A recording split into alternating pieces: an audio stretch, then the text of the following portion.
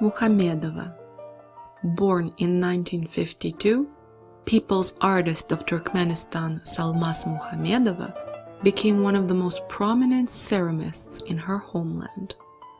After graduating from Moscow State Stroganov Academy of Industrial and Applied Arts, she returned to Ashgabat. Today she teaches at the State Art Academy of Turkmenistan and continues to proudly represent Turkmen ceramic arts.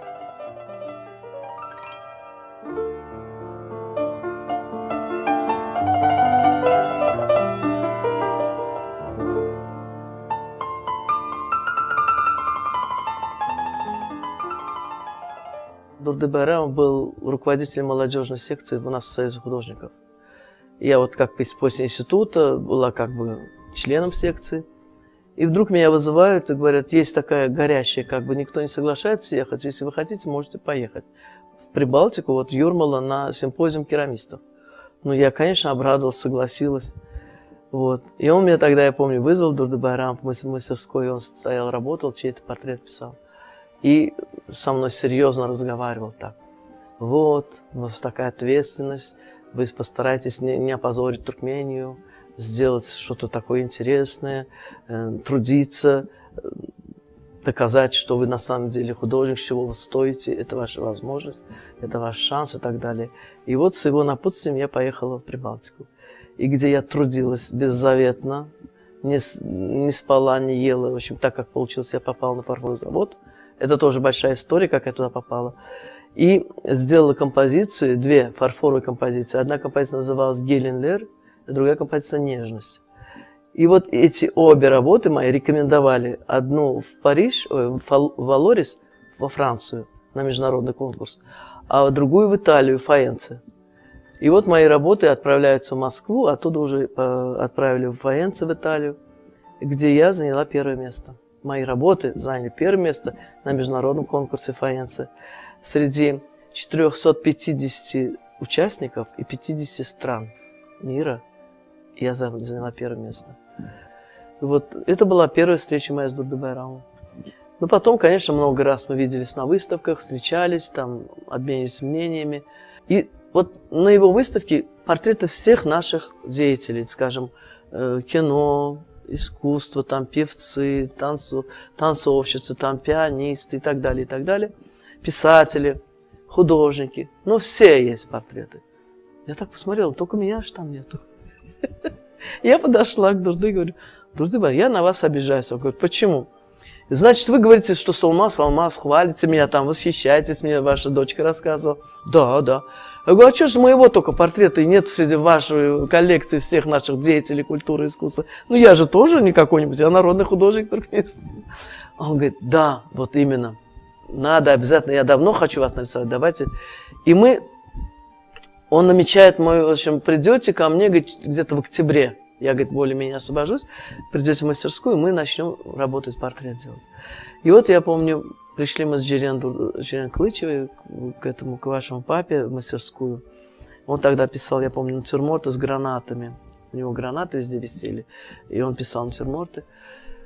Вот, и зашли, посидели, чай попили. Потом он говорит, ну давай, как мы тебя? Я говорю, ну давайте скажите, что, как сидеть.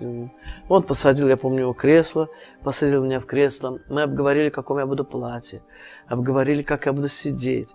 Все. И он мне говорит, уже уходя, он говорит, только без опозданий и пропусков. Я этого не люблю, он мне говорит. А у меня так получалось, что у меня должна быть юбилейная выставка, и у меня в ноябре выставка, а это был октябрь где-то, это самое, или сентябрь, или октябрь месяц, то есть пару месяцев до выставки. И я интенсивно должна работать, я тоже день и ночь сижу, работаю, чтобы сделать новые работы. И у меня по плану столько-то композиций сделать, которые я еще не сделала. И я тогда говорю, ой, наверное, так не получится. Он говорит, а почему?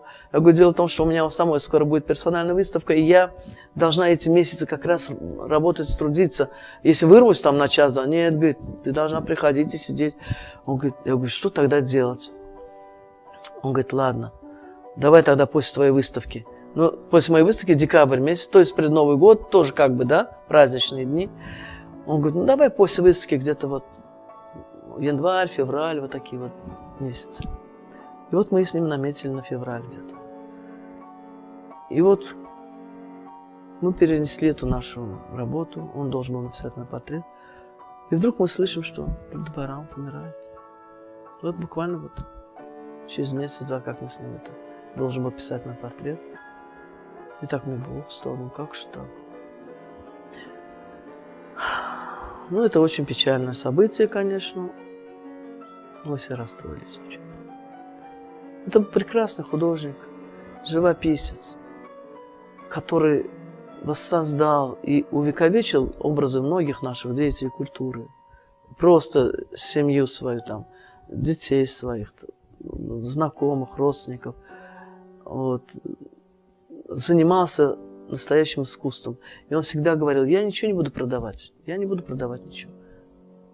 И вот он делал большие такие выставки большие, огромные, персональные, на 2 этажа, я помню, в Союзе художников. Очень хорошие он делал вечера воспоминаний. Я помню, на его выставке был такой вечер воспоминаний. И каждый из художников, кто с ним работал, из писателей, кто с ним там, композиторы, друзья их, выходили и высказывали, рассказывали о каких-то эпизодах их жизни, где они вместе, где-то в мастерских они сидели, где-то они в Москве встречались, как они студентами сидели в мастерских, там чай пили, извини, какую-нибудь кашу кушали, потому что небогатые студенты были. Вот. И все это вот рассказывали, как последнюю, как они говорили, краюху хлеба на 2 делили, голодные были студенты. Вот. И вот очень был интересный такой у него вечер воспоминаний. Очень многие высказывались, интересно было. И с ним вообще хотелось пообщаться. Это очень интересно, с юмором такой, общительный, улыбчивый всегда, гостеприимный такой. Ну, не знаю, вот не все такие. Многие ходят какие-то угрюмые, какие-то это. Но он был такой открытый, радостный и улыбчивый. Вот в моем воспоминании это очень такой человек, понимающий юмор, улыбающийся. Если бы я тогда согласилась, был бы мой портрет. Ну, так как Дурдыбайрам был мастером портрета, он действительно вот прям с душой.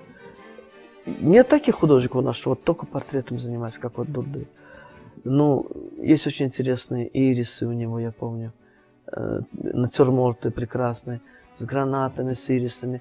Они, знаешь, они в другом немножко стиле сделаны. Вот те же гранаты, они напоминают японскую графику. Мне так нравится это. В японском стиле сделано, на белом фоне такие коричневые. Вот. Каждая выставка, она оставляет след в душе человека, который видит это.